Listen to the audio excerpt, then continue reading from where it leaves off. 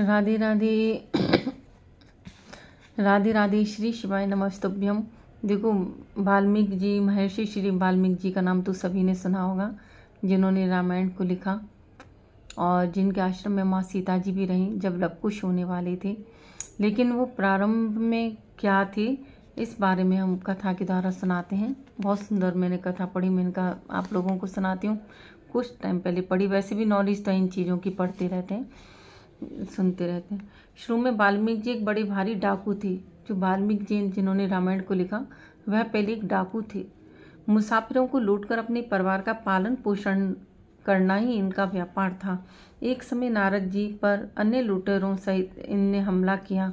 इस पर नारद जी ने उनसे कहा कि तू यात्रियों को लूटता है और उनकी हत्या करता है, यह पाप है, यह किस लिए करता है? वाल्मीकि जी ने कहा कि अपने कुटुंब का पालन करने के लिए ऐसा ही करता हूँ। मुनि ने फिर कहा, तेरी समझ में तेरा परिवार भी इस पाप में शामिल है। उसने उत्तर दिया, क्यों नहीं, जो कोई इस पाप वृत्ति को खाएगा वह अवश्य ही इसका भागी होगा।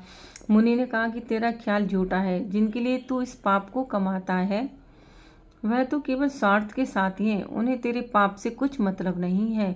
यदि तुझे मेरी बातों पर विश्वास न हो तो तू मुझे यहीं कहीं किसी पेड़ से बांध जा, जिससे मैं भाग न सकूं, और अपने माता पिता से इस बात को पूछकर निश्चय करा।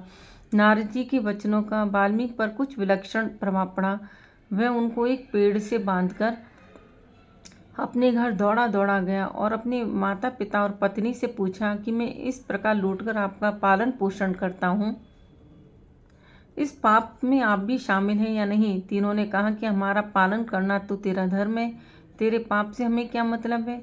तू अच्छे कर्म करके धन क्यों नहीं कमाता? वाल्मीकि के हृदय में यह बात सुनकर चेत हुआ और वह दौड़ा हुआ मुनि के पास आया। उनके बंधन खोलकर उनके चरणों में गिरा पड़ा और कुछ हाल विस्तार पूर्वक सुनाया और कहा कि महाराज, पश्चाताप की अग्नि से मेरा हृदय धधक रहा है, मेरा उद्धार कीजिएगा। नारद मुनि बोले, अब तो तू समझ गया कि संसार स्वार्थ का सगा है, तेरे पाप से तेरा कोई साथी नहीं है, इसलिए तू अब मोह को छोड़कर भगवान का भजन कर, वही तेरा उद्धार करेंगे। वाल्मीकि जी ने कहा कि महाराज, भजन करना सिखाइए। मुनि ने कहा कि केवल राम मंत्र का अखंड जप कर, इसी से तेरा उद्धार होगा। वाल्मीकि ने कहा कि महाराज, जन्म भर तो मैं मरा मरा मारो मारो पुकारता रहा हूँ, अब राम का नाम मेरे मुंह से कैसे निकलेगा? इस पर नारद जी ने कहा कि अच्छा, तू मरा मरा ही भज,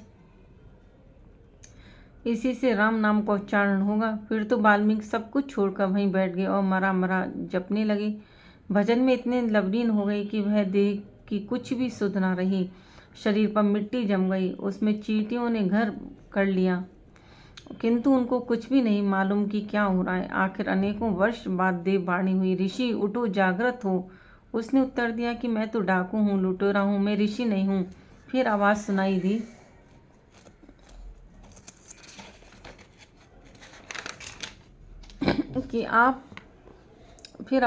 दी कि आप अब डाकू नहीं हैं, अब आपके अखंड जाप से आपके समस्त पाप नाश हो गए हैं, अब आप ऋषि वाल्मीकि के नाम से प्रसिद्ध होंगे। इसके बाद वाल्मीकि जी ने रामायण की रचना की, जो कि बड़ी प्रेम भाव से पढ़ी जाती है। इनका आश्रम बड़ा पवित्र था। भगवान वन जाते समय इनके आश्रम में पधारे थे। सीता जी इन्हीं के आश्रम में रही थी। लवकुश ने इन्हीं के आश्रम में रहकर सब प्रकार की शिक्षा पाई थी। इनके आश्रम में हिंसक जंतु भी परस्पर वैरभाव त्याग कर रहते थे। सत्संग से तथा भगवान की भक्ति से डाकू वाल्मीकि से महामुनि ऋषि वाल्मीकि हो गए। देखो, भगवान की भक्ति में कितनी शक्ति है। जो वाल्मीकि पहले डाकू थे, चोरी डकैती करते थे, और जब नारद जी उनको मिले थे, देखो जब नारद जी किसी को मिलते हैं तो वो साक्षात भगवान से मिला ही देते हैं।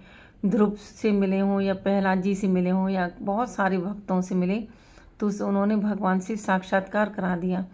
तो जहाँ वाल्मीकि जी डाकू थे, लूटपाट करते थे, लेकिन जैसे नारद जी मिले उन्होंने कहा कि तुम ये जो पाप कर्म करते हो इसका भागी कौन होगा?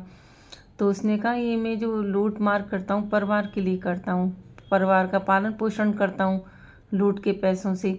तो उन्होंने कहा, जा परिवार से पूछ के आओ कि इसका फल भुगतेंगे कि नहीं। तो उनके माता पिता पत्नी ने कहा कि हमको तुम्हारे पाप से कोई मतलब नहीं है, तुम अच्छे धर्म से पैसा कमाओ तब हमें खिलाओ, हमने थोड़ी नहीं कहा कि तुम पाप कर्म करके लाओ।